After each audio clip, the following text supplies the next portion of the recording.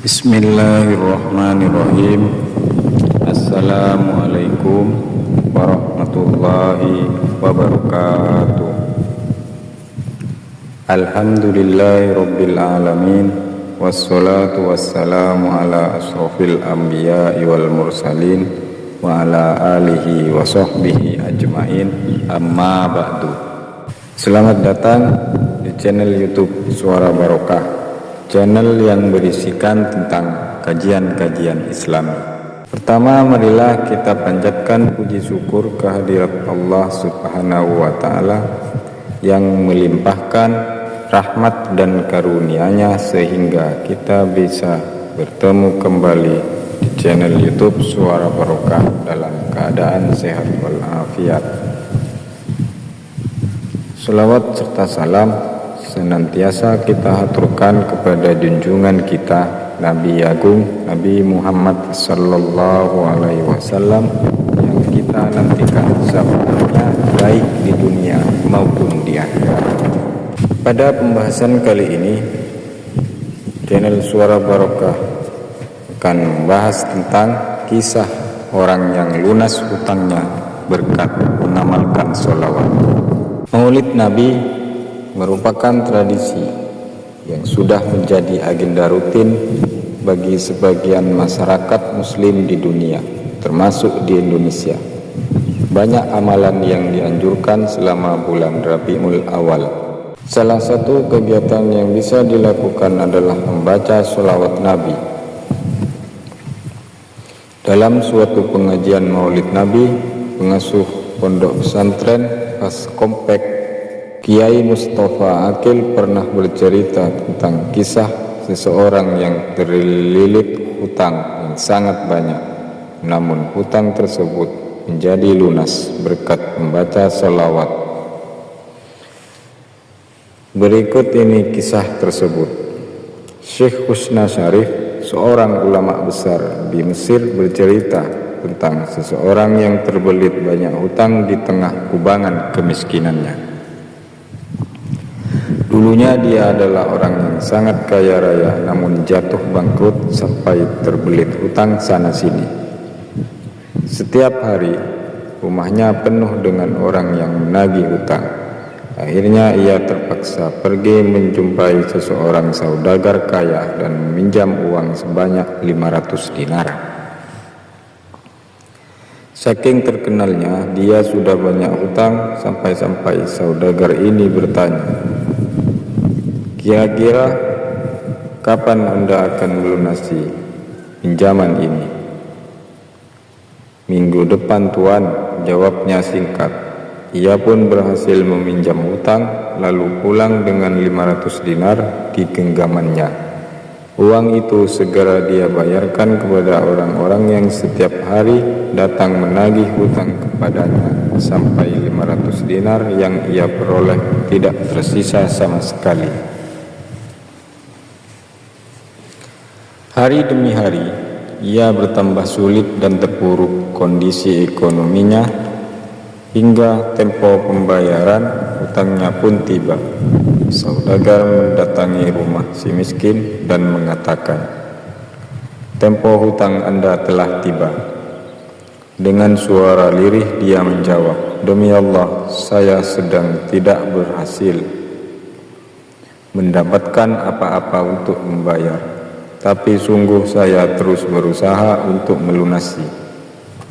Saudagar tersebut merasa geram lalu mengadukannya ke pengadilan dan membawanya ke hakim. Di pengadilan, hakim bertanya, "Mengapa Anda tidak membayar hutang Anda?" Dia menjawab, "Demi Allah, saya tidak memiliki apa-apa, Tuan." Karena merasa ini adalah kesalahan si miskin, maka hakim memvonisnya dengan hukuman penjara sampai ia bisa melunasi hutangnya. Kemudian si miskin bangkit dan berkata,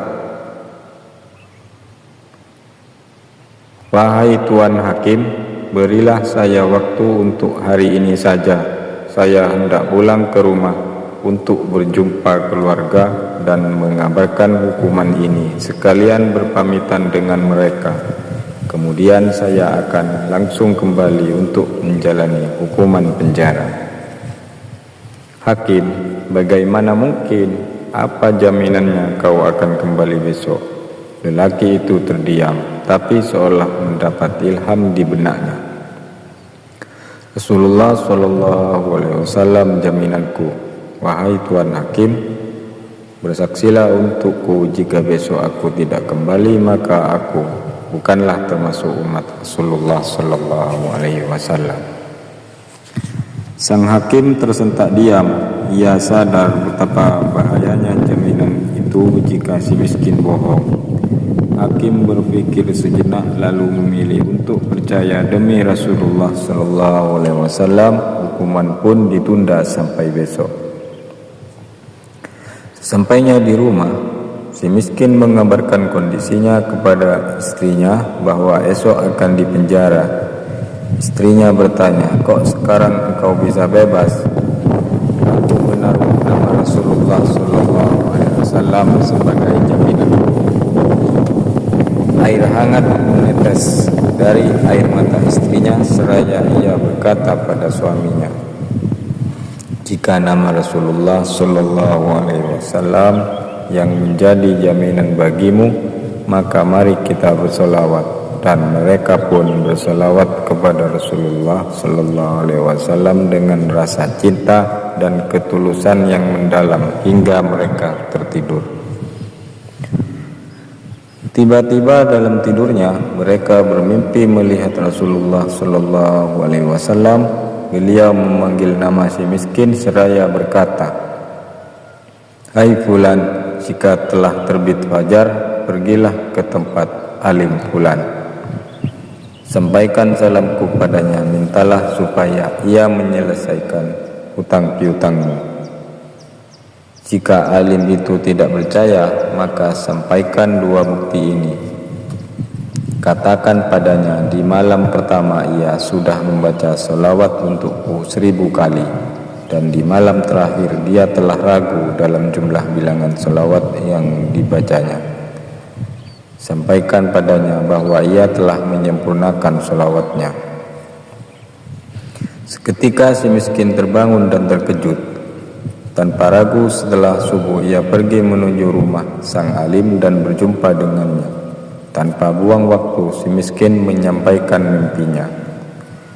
Wahai Tuan, Rasulullah SAW telah menitipkan salam untukmu dan meminta agar engkau sudi menyelesaikan hutang piutangku.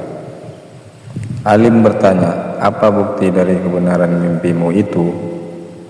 Kata baginda Nabi, di malam pertama engkau telah bersolawat sebanyak 1000 kali, dan di malam kedua Anda tertidur dalam keadaan ragu dengan jumlah bilangan solawat yang telah Anda baca. Rasulullah SAW mengatakan bahwa hitungan solawat Anda telah sempurna dan solawat Anda telah diterima olehnya.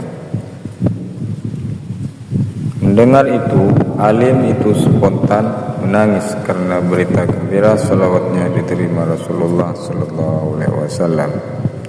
Maka alim tersebut memberi uang 500 dinar dari Baitul Mal untuk melunasi hutang si miskin, dan 2.500 dari harta pribadinya untuk si miskin sebagai tanda terima kasih atas berita gembira yang disampaikannya.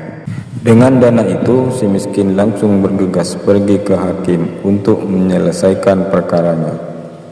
Sesampainya di pengadilan, si hakim bangkit dari kursinya menyambut si miskin seakan sudah rindu. Dengan senyum lebar sang hakim memanggilnya seraya berkata, kemarilah, berkat kamu aku mimpi berjumpa Rasulullah. Rasulullah SAW telah berpesan kepadaku bahwa jika aku menyelesaikan hutangmu, maka kelak Rasulullah SAW akan menyelesaikan perkaraku di akhirat. Ini uang 500 dinar untuk lunasi hutang-hutangmu. Belum juga hakim selesai berbicara, tiba-tiba pintu ada yang mengetuk. Ketika Ketika dibuka, ternyata saudagar penagih hutang. Dia langsung memeluk si miskin dan menciumnya sembari berucap, "Berkat Anda saya mimpi berjumpa Rasulullah. Beliau berkata kepadaku, jika aku merelakan hutangmu, maka kelak di hari kiamat Rasulullah SAW akan merelakan segala tanggunganku, dan ini uang 500 dinar hadiah untuk Anda dan hutangmu lunas. Sesungguhnya Allah dan para malaikatnya bersalawat kepada Nabi Muhammad SAW, maka wahai orang-orang yang beriman, bersalawatlah kamu kepadanya serta ucapkanlah salam sejahtera dengan penghormatan yang sepenuhnya." Quran Surat Al-Ahzab ayat 56. Semoga kisah di atas menambah kecintaan kita kepada Nabi Muhammad SAW sebagai kekasih dan Rasul Allah. Menurut dari kesimpulan kisah di atas, selawat sangat berpengaruh jika diamalkan dengan ikhlas dan niatkan dengan sungguh-sungguh untuk mendatangkan rezeki. Seperti di dalam kisah ini, kisah orang yang lunas hutangnya hingga kaya raya berkat mengamalkan sholawat. Demikian kiranya yang bisa saya sampaikan, kurang lebihnya mohon maaf jika ada tutur kata yang kurang berkenan, dan atas perhatiannya saya ucapkan terima kasih yang sebesar-besarnya. Wabillahi taufiq wal hidayah wal ridha wal inayah wal afu minkum. Assalamualaikum warahmatullahi wabarakatuh.